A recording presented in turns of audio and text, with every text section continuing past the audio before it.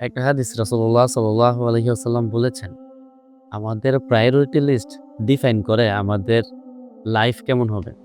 রাসূলুল্লাহ সাল্লাল্লাহু আলাইহি ওয়াসাল্লাম বলছেন, যে ব্যক্তির প্রায়োরিটি হবে দুনিয়া, তার দুনিয়াতে সকল কিছুতে অস্থিরতা সৃষ্টি করে দিবেন আল্লাহ তাআলা। আল্লাহু আকবার। সকল কিছুতে অস্থিরতা সৃষ্টি বলতে কি বোঝায়? আমি আপনাদেরকে একটা এক্সাম্পল দিয়ে বুঝাই। বিষয়টা হইতেছে এরকম, কোনো একটা পরিস্থিতি সহজ করে দেওয়া আর কঠিন করে দেওয়া আল্লাহর হাতে।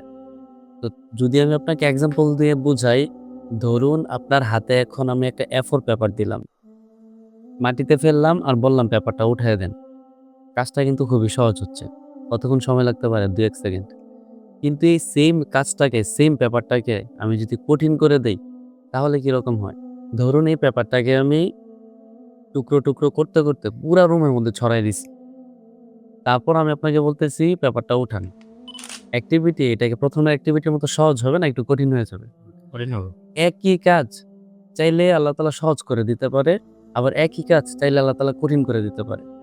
তো সেম এরকমভাবে যদি আমাদের লক্ষ্য দুনিয়াতে থাকে, আমাদের যেই কোনো কাজে আল্লাহ তাআলা অস্থিরতা সৃষ্টি করে দিবেন, যেই কোনো কাজকে আল্লাহ তাআলা কঠিন করে দিতে পারেন। আল্লাহু আকবার। এবং আমাদের নাকের সামনে গরিবি আর ফাকিরি ঝুলতে থাকবে সবসময়। আমাদের যেন সবকিছু থাকার পরেও কি যেন নাই, কি যেন নাই, কি যেন নাই।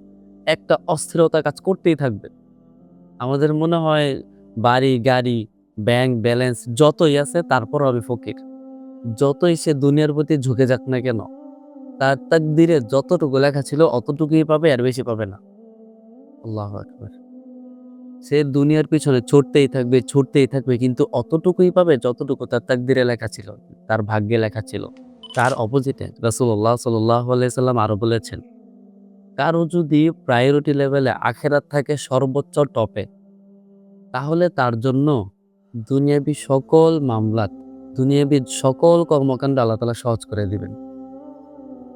আল্লাহু আকবার।